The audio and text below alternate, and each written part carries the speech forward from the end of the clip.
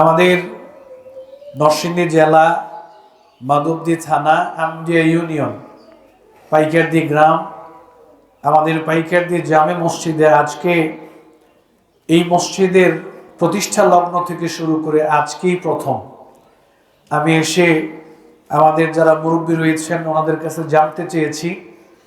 প্রায় 37 থেকে 38 বছর বয়স এই মসজিদের হয়েছে, আজকে প্রথম। আলহামদুলিল্লাহ, আল্লাহ তাআলা মেহেরবানি যে আমরা আমাদের সমাজের মা বোনদেরকে সহকারে আজকে জুমার সালাত আমরা আদায় করতে পেরেছি। আলহামদুলিল্লাহ, এই 38 বছর বয়সের ভিতরে আজকেই প্রথম যে আমাদের মা বোনদের জন্য, মহিলাদের জন্য এখানে জুমার সালাত শুরু হয়েছে। আলহামদুলিল্লাহ, যদিও আমাদের মসজিদের কার্যক্রম চলমান, আমাদের মসজিদের দ্বিতীয় তলার কার্যক্রম চলমান, নিচতলার কার্যক্রম চলমান, এই চলমান অবস্থায় আমরা আমাদের মা বোনদের জন্য জুমার সালাতকে চালু করতে পেরেছি। বিশেষ করে গত 2 দিন এখানে আমাদের মা বোন যারা রয়েছেন তারাবির সালাত ওনারা আদায় করেছেন। তো এটা আমাদের জন্য একটা বড় প্রশান্তির বিষয় যে দীর্ঘ 38 বছর পর মসজিদের প্রতিষ্ঠা লগ্ন থেকে শুরু করে আজ পর্যন্ত আমরা মহিলাদের সালাতের ব্যবস্থা ওইভাবে করতে পারিনি। আজকে আল্লাহর মেহেরবানি, আল্লাহর তৌফিক, আল্লাহ তাআলা আমাদেরকে সুযোগ করে দিয়েছেন যে মা বোনরা এখন প্রতি জুমায় আল্লাহর তৌফিকে ইনশাআল্লাহ জুমার সালাত আদায় করতে পারবেন ইনশাআল্লাহ। এটা আমাদের জন্য একটা আনন্দের, তৃপ্তির, পরিতৃপ্তির একটা ব্যাপার, খুশির একটা ব্যাপার। আলহামদুলিল্লাহ, মা বোনদেরকে লক্ষ্য করে আমরা যে বিষয়টা আজকে আলোচনা করব, পাশাপাশি আমরা যারা পুরুষ রয়েছি, যারা বাবা রয়েছেন, স্বামী রয়েছেন, আপনাদের জন্য এটা অত্যন্ত প্রয়োজনীয় একটা বিষয়। একটা সময় আমি মনে করতাম যে পুরুষদের জন্য জ্ঞান অর্জন করা, মসজিদে যাওয়া, দিনের বিষয়গুলো সম্পর্কে জানা, এটা সবচেয়ে বেশি গুরুত্বপূর্ণ। আজকের প্রেক্ষাপটে এসে দেখলাম শুধু পুরুষদের জন্যই নয়, বরং মহিলাদের জন্য মসজিদে যাওয়া, জুমার সালাতে অংশগ্রহণ করা, জুমার খুতবায় অংশগ্রহণ করা, পাশাপাশি মহিলাদের জন্য দিনের জ্ঞান অর্জন করা, এটা পুরুষদের তুলনায় কোনো অংশেই কম নয়। বরং কিছু কিছু ক্ষেত্রে এমন যে পুরুষের তুলনায় মা বোনদের জন্য দিনের জ্ঞান অর্জন করা আরো বেশি জরুরি। জরুরি কেন? আজকে দেখবেন সন্তান লালন পালিত হচ্ছে, লালিত পালিত হচ্ছে, সিংহভাগ সময় মায়ের কাছে থাকে। একেবারে মায়ের গর্ভ থেকে শুরু করে, প্রসব করা থেকে শুরু করে, দুধ পান করা থেকে শুরু করে একটা সন্তান বড় হওয়া পর্যন্ত, বালেগা হওয়া পর্যন্ত একটা ছেলে মেয়ে মার কাছেই সিংহভাগ সময় সে লালিত পালিত হচ্ছে, মায়ের সংস্পর্শটা সে বেশি পাচ্ছে। এই জন্য যেহেতু সন্তান মায়ের কাছেই তার বেশিরভাগ সময় ব্যয় হচ্ছে, অতএব বাবার তুলনায় মায়ের দিনের জ্ঞান অর্জন করা, মায়ের মধ্যে আমল বেশি থাকা, এটা কোনো অংশেই পুরুষের তুলনায় কম নয়।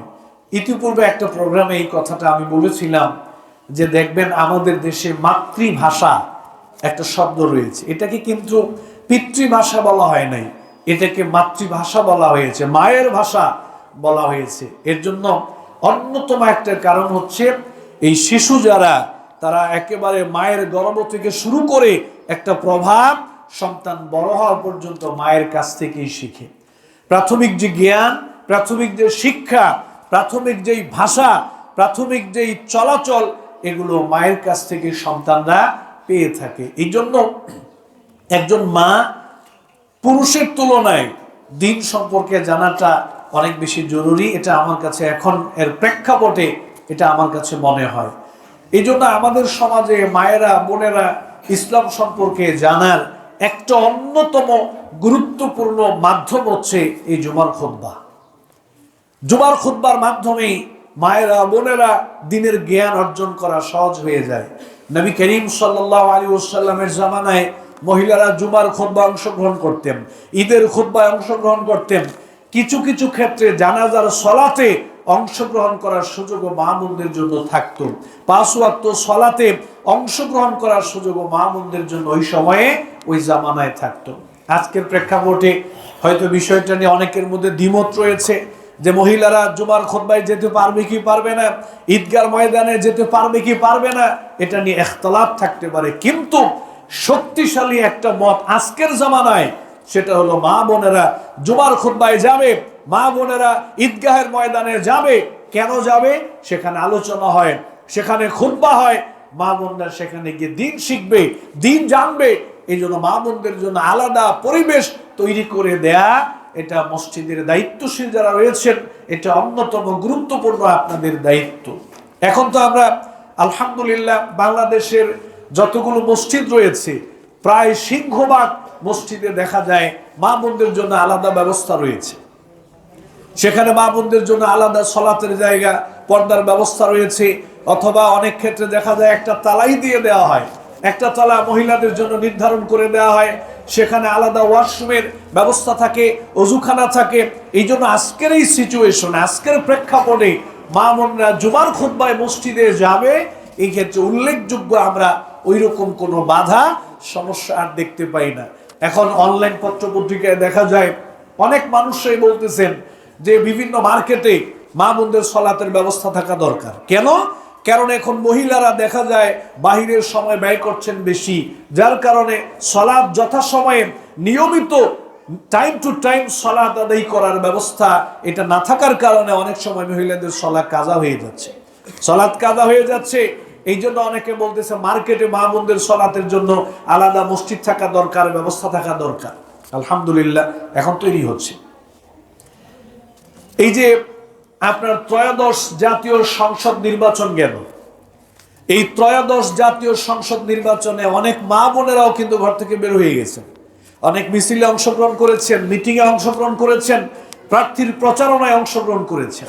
তো মা বোনেরা যদি ঘর থেকে বের হয়ে মিছিলে যেতে পারে, মা বোনেরা যদি প্রচারণায় অংশগ্রহণ করতে পারে, মা বোনেরা যদি বাড়িতে বাড়িতে গিয়ে ভোট চাইতে পারে, মা বোনেরা যদি বাজারে যেতে পারে, মাছের বাজারে যেতে পারে, কাঁচা বাজারে যেতে পারে, মার্কেটে যেতে পারে, তাহলে অবশ্যই অবশ্যই মা বোনেরা মসজিদেও যাওয়া উচিত বলে আমরা মনে করি। এটা মহিলাদের দায়িত্ব, পাশাপাশি এটার মধ্যেই মা বোনদের জন্য কল্যাণ নিহিত রয়েছে। অনেক ক্ষেত্রে দেখা যায় অনেকে বলে মা বোনেরা মসজিদে গেলে ফিতনা হবে। ফিতনা হবে কেন? বাজারে গেলে ফিতনা হয় না, মার্কেটে গেলে ফিতনা হয় না, কাঁচা বাজারে গেলে ফিতনা হয় না, মাছের বাজারে গেলে ফিতনা হয় না, কেনাকাটা করতে গেলে ফিতনা হয় না, বিভিন্ন বাণিজ্য মেলায় গেলে ফিতনা হয় না, পার্কে গেলে ফিতনা হয় না। দুনিয়ার সব জায়গায় মা বোনেরা উন্মুক্ত চলাফেরা করছে স্বাধীনভাবে, স্বামীরা বাধা দিচ্ছে না, বাবারা কন্যাদেরকে বাধা দিচ্ছে না, তো নারীরা মসজিদে এলে বাধা হবে কেন, ফিতনা হবে কেন? নাউযুবিল্লাহি মিন যালিক। এটা ফিতনা না, বরং এখনকার সময়ের দাবি মা বোনেরা মসজিদে যাবে, সালাত আদায় করবে, সুযোগ থাকলে 5 ওয়াক্ত সালাতের পরিবেশ থাকলে সেটাও মা বোনেরা করতে পারবেন। অতএব মা বোন যারা আজকে আমাদের এখানে জুমার খুতবা চালু হয়েছে, এখন থেকে আপনারা প্রতি জুমায় ইনশাআল্লাহ এখানে আপনারা জুমার খুতবায় আসবেন। আপনাদের জন্য এলাকার মানুষ যারা পুরুষ রয়েছেন, সুন্দর পরিবেশ আপনাদের জন্য করে দেওয়া হয়েছে। ইনশাআল্লাহ এখানে ফিতনা হবে না, আপনাদের পর্দার কোনো ঘাটতি হবে না, আপনাদের ব্যক্তিত্ব নষ্ট হবে, অসম্মানিত হবেন, এরকম কোনো কিছুই ঘটবে না ইনশাআল্লাহ। বরং আপনাদের জন্য সর্বাত্মক সিকিউরিটি, সুন্দর পরিবেশ দেওয়ার জন্য চেষ্টা করা হচ্ছে। এই জন্য আল্লাহর বক্তব্য হচ্ছে ওয়াকরনা ফি বুয়ুতিকুন্না ওয়ালা তাবাররাজনা তাবাররুজাল জাহিলিয়াতিল উলা। নারীদের বেলায় বলা হয়েছে তোমরা ঘরের মধ্যে থাকো, ঘরটা তোমাদের জন্য উত্তম, ঘরটা তোমাদের জন্য উত্তম। আর বাহিরে যখন যাবে তখন নিজেদের রূপ লাবণ্য সৌন্দর্য প্রকাশ করে তোমরা বাহিরে যাবে না। এটা একটা স্বাভাবিক গতির কথা বলা হয়েছে। কিন্তু সলাতের ব্যাপারে, ঈদগাহের ব্যাপারে নবীজি আবার আলাদা করে বলে দিয়েছেন যে মহিলারা যদি জুমার সলাতে যেতে চায়, মহিলারা যদি ঈদগাহে অংশগ্রহণ করতে চায়, তোমরা তাদেরকে বাধা দিও না। তবে ঘরকে উত্তম বলা হয়েছে, ঘর তাদের জন্য উত্তম। কিন্তু আজকে তো মহিলারা ঘর থেকে বের হয়ে গেছে। যদি এরকম হতো যে মা বোনেরা কোথাও যায় না, ঘর থেকে বেরই হয় না, তাহলে একটা যুক্তি দেওয়া যেত, ঠিক আছে তাহলে জুমার সলাতে না আসলে অসুবিধা হবে না, ঈদগাহে না গেলে অসুবিধা হবে না। কিন্তু এখন তো মা বোনেরা মসজিদ ছাড়া সব জায়গায় যায়, মসজিদ ছাড়া তো মা বোনেরা সব জায়গায় যাচ্ছে। সংসার চালাচ্ছে মহিলারা, শিক্ষা ব্যবস্থা চালাচ্ছে মহিলারা, ব্যাংকিং সেক্টরে মহিলা, হসপিটালগুলোতে মহিলা, তারপরে রাস্তাঘাট, দোকানপাট, তারপরে আপনার যানবাহন থেকে শুরু করে সব জায়গায় নারীদের উপস্থিতি এখন পুরুষের তুলনায় কয়েক গুণ বেশি।